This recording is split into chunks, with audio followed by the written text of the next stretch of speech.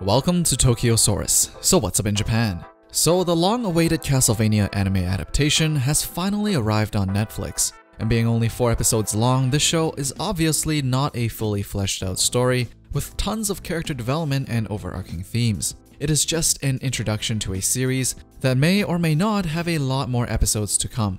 But on the first day of release, they already announced that we'll be getting a second season of Castlevania, and this time it'll be double the length of the first season, being 8 episodes long, but still a few short of being a full season if compared to a usual anime season. I guess together they'll have 12 episodes, which is 1 full season, which leads me to believe that they probably just didn't have enough time to finish what they planned out for the first season, thus having to split it into 2 parts. Okay, when you hear anime adaptation of video games or film adaptation of video games, at this point we are all probably cringing pretty hard when those words are formed together in a single sentence. Because, you know, when have we ever gotten a good one? When have we ever not been let down? The answer is never. So when I first heard of a Castlevania adaptation coming to Netflix, my immediate reaction was meh, not interested. But then I realized it was Netflix, and so a bit of my hope was restored.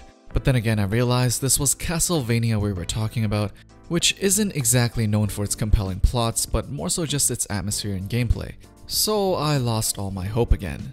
But I decided to watch it anyway since it was only 4 episodes, and I gotta say, although it's not perfect, it's a whole lot better than I expected. And most likely a whole lot better than any of you probably expected from a video game adaptation. For starters, it's crazy violent and definitely geared towards an adult audience. Definitely made in mind of the audience that played its games over the years. The language gets pretty rough, with the F-bomb being thrown around, which is pretty uncommon in anime, especially in the English dubs.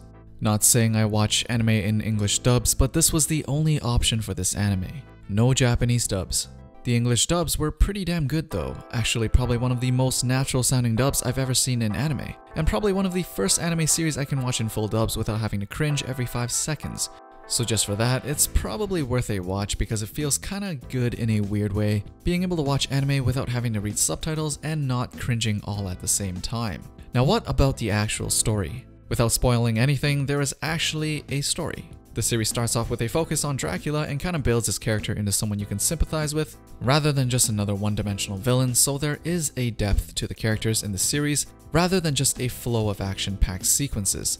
And not to say there isn't any or enough action, because there's certainly enough flashy fun action for you to enjoy, but there is also a good deal of nuance to the characters that is quite refreshing in a genre that is known for being terrible at. So yes, I would definitely recommend checking out Castlevania if you haven't already, because even though it's not a perfect adaptation, it is definitely way better than anything we've seen in video game adaptations before. And seeing how we've gotten news of plenty of other video game companies like Nintendo expressing their interest in making anime to promote their games, we are most likely going to see a huge increase in the quality of this genre in the very near future. Castlevania will probably be the benchmark for future video game anime adaptations along with other classics in terms of their quality and general production. I cannot wait to see the next 8 episodes to finish off the first real season of Castlevania, but what do you guys think so far? Did you guys like how Castlevania worked out so far in the first season? As usual, let me know down in the comments below. Thumbs up the video if you liked it, and don't forget to subscribe and turn on notifications for Tokyosaurus for the latest things people are talking about in Japan. Thanks for watching, and I'll see you guys in the next one.